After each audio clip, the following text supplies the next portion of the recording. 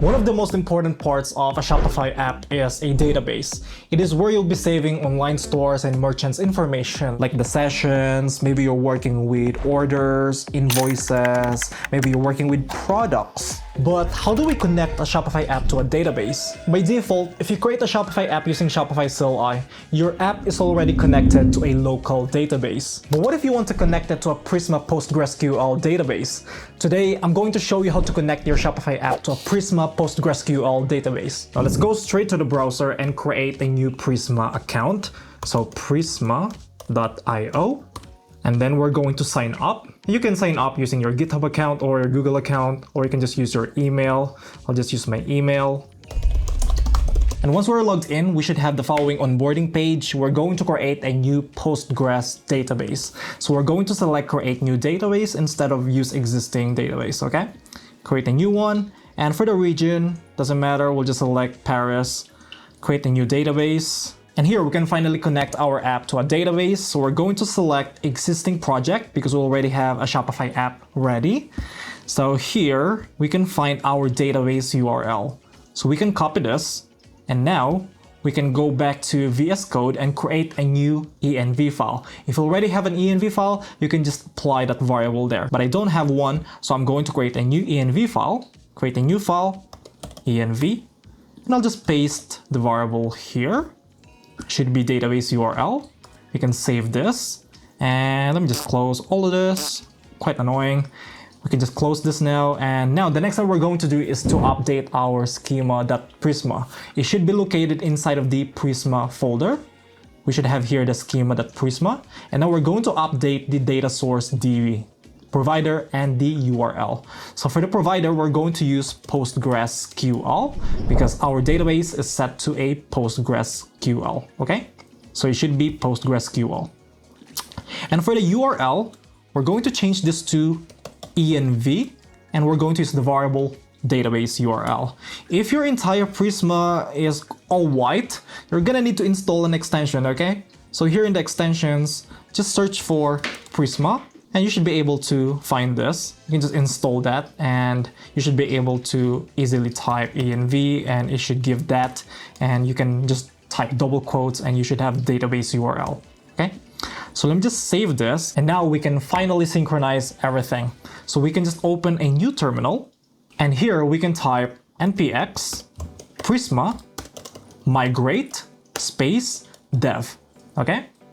So we can just press enter. Okay, so we got a problem here. It looks like the datetime does not exist. Now the reason why we're having this, and that's because our provider is now set to PostgreSQL. If we take a look at our migrations, notice that the expires is set to datetime. It should be set to timestamp because SQLite is using datetime, whereas PostgreSQL is using timestamp. So we'll just set this to timestamp with a value of 3. Save that, and we can just run the same command, npx prisma migrate dev, and that should work. There we go. Now we can go back to our browser, and we can just skip the verification and proceed to our dashboard. And if we open the studio, we should have here our session modal. The next thing I'm going to show you is creating a new migration or creating a new modal. So how do we do that? We can go back to VS Code and open the schema Prisma. We can just make this smaller for now. And here, we're going to create a new modal.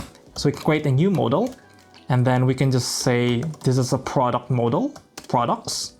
And we can just have an ID with a string, which is set to an ID. And then we'll have the name of the product. It's going to be string. We can also have nullables like description. It's going to be a nullable string. We can also have price. It's going to be an int. We can also have compared at price. It's going to be an int as well. So make this nullable. So now we can just save that and open the same terminal. And here in the terminal, we can just type npx prisma migrate dev, but this time we're going to set the name to create new products table. Execute that command, and now it should start creating a new migration inside of the migrations folder. Just give it some time. There we go, now it updated the migrations folder. We should have two folders now. One for the create new products table and one for the create session table. There we go. Now if we go back to the browser and reload the page, we should have two models here, product and then session.